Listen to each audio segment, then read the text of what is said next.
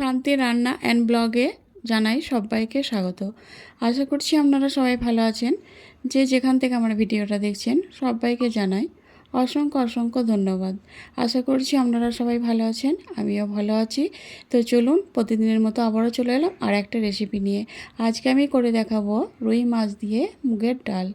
তো চলুন রেসিপিটা শুরু করি। আমি এখানে রুই মাছের পিস নিয়েছি 4 পিস, এগুলোকে এরকম ছোটো ছোটো করে কেটে নিয়েছি। আর মুগ ডাল নিয়েছি এরকম ছোটো বাটির 1 বাটি। এই বাটিটা মাপ করে আমি মুগ ডাল নিয়েছি 1 বাটি। আপনারা আপনাদের প্রয়োজন অনুযায়ী নেবেন। এরপর আমি এখানে একটা কড়াই গরম করে নিয়েছি। মুগ ডালটাকে আমি হালকা করে ভেজে নেব, খুব বেশি ভাজবো না। আর এখানে আমি তেল ঘি কিছুই দিচ্ছি না, শুধু মুগ ডালটাকে শুকনো খোলায় ভেজে নেব। তো মুগ ডালটাকে আমি ভেজে নিয়েছি দেখুন। এরপর আমি মুগ ডালটা একটা পাত্রে ঢেলে নেব। একটা পাত্রে ঢেলে নিয়েছি আর এতে আমি পানি দিয়ে মুগ ডালটাকে 2 থেকে 3 বার খুব ভালো করে পরিষ্কার করে ধুয়ে নেব।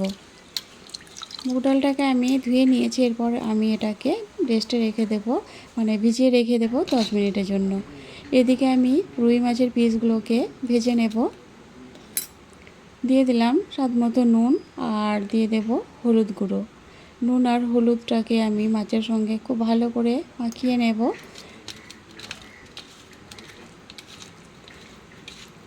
এভাবে করে কে রান্না করেছেন সেটা অবশ্যই আমাকে জানাবেন। যদি রান্নাটা আমার ভালো লেগে থাকে অবশ্যই আপনারা লাইক কমেন্ট শেয়ার করবেন। তো রুই মাছগুলো আমি ভালো করে নুন হলুদ মাখিয়ে নিয়েছি। এরপর এদিকে একটা কড়াই গরম করে নিয়েছি, এর মধ্যে দিয়ে দিলাম সরষের তেল। এই রান্নাটা আমি আজকে সরষের তেলেই করব। যে কোনো মাছ রান্নাতে আপনারা সরষের তেল ব্যবহার করলে রান্নাটা আরও বেশি টেস্টি হবে। তেলটা আমার গরম হয়ে গেছে, এর মধ্যে আমি এক এক করে মাছের পিসগুলো ছেড়ে দেব। মাছের পিসগুলোকে আমি সব তেলের মধ্যে দিয়ে মাছের পিসগুলোকে ভেজে নেব।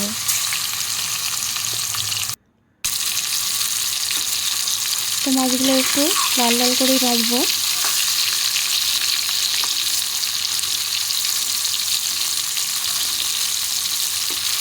এইভাবে উল্টে পাল্টে মাছের পিসগুলো আমি লাল লাল করে ভেজে নেব। দেখুন অনেকটাই কালার চলে এসেছে। মাছগুলোকে আমি এবার তুলে নেব। তো মাছগুলো আমি তুলে নিয়েছি। এরপর আমি ওই তেলের মধ্যেই দিয়ে দেব ফোড়নের জন্য 2টো ছোটো এলাচ আর 2 টুকরো এরকম দারচিনি আর একটা তেজপাতকে এরকম ছোটো টুকরো করে নিয়েছি। আর দিলাম 2টো শুকনো লঙ্কা। ফোড়নটা ভেজে নেওয়ার পর আমি এর মধ্যে দিয়ে দিলাম 2টো মাঝারি সাইজের কোচানো পেঁয়াজ। পেঁয়াজটাকে আমি ফোড়নের সঙ্গে খুব ভালো করে ভেজে নেব। ফোড়নটাকে আমি তেলের সঙ্গে বেশ কিছুক্ষণ ধরে এরকম পেঁয়াজটাকে লাল লাল করে ভেজে নেব।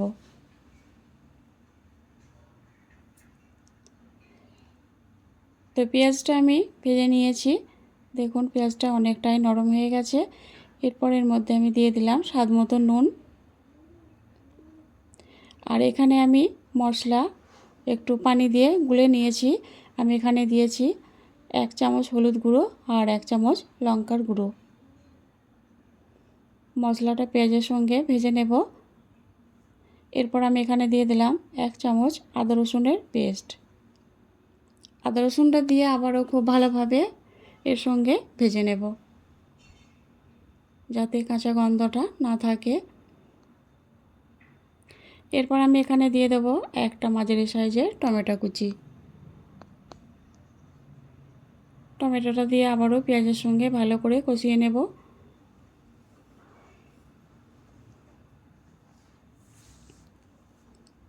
তো দেখুন পেঁয়াজ আর টমেটোটা প্রায় অনেকটাই নরম হয়ে এসেছে।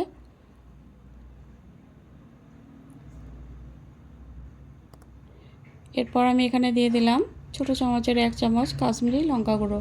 এটা কালারের জন্য দিলাম, আপনারা না চাইলে এটা বাদ দিতে পারেন। তো মশলাটা দেখুন আমার কষানো হয়ে গেছে। পেঁয়াজটা অনেকটা নরম হয়ে গেছে।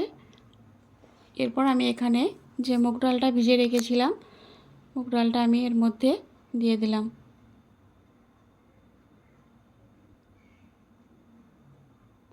মুগ ডালটা দিয়ে আমি খুব ভালো করে কষিয়ে নেব। তো পেঁয়াজ আর মশলার সঙ্গে মুগ ডালটাকে খুব ভালো করে কষিয়ে নিয়েছি।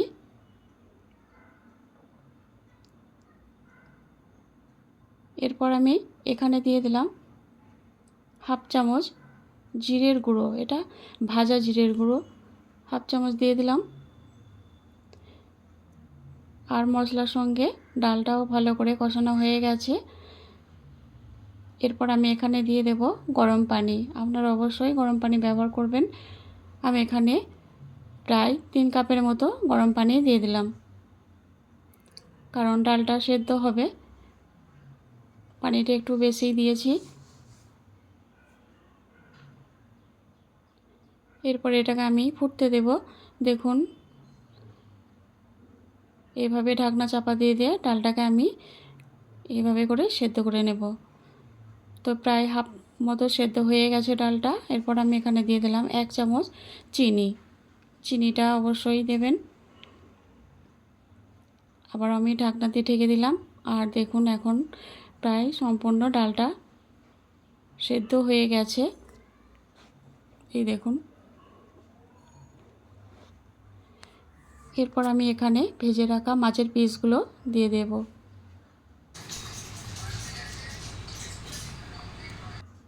ভেজে রাখা সব মাছের পিসগুলো আমি ডালের মধ্যে দিয়ে দিলাম।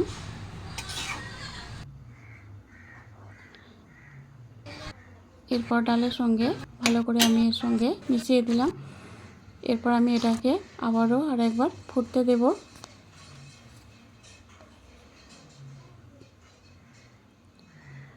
তো এটা ভালোভাবে ফুটে গেছে। আমি গ্যাসটাকে বন্ধ করে দিলাম। আর সবশেষে আমি ছড়িয়ে দিলাম হাফ চামচেরও একটু কম গরম মশলার গুঁড়ো। তো এটা আমার হয়ে গেছে। নামানোর আগে আমি সবশেষে দিয়ে দেব ধনেপাতা কুচি। তো ধনেপাতাটা দিয়ে আমি আবার একটু এর সঙ্গে ভালো করে মিশিয়ে দিলাম। তো রান্নাটা আমার একেবারে রেডি। দেখুন, দেখতে কতটা সুন্দর লাগছে। আর গরম ভাতের সঙ্গে তো খেতে দুর্দান্ত লাগে। আপনারা একবার হলেও বাড়িতে এভাবে করে বানিয়ে খেয়ে দেখবেন। তো কেমন হয়েছে বন্ধুরা, আপনারা অবশ্যই জানাবেন। ভালো থাকবেন।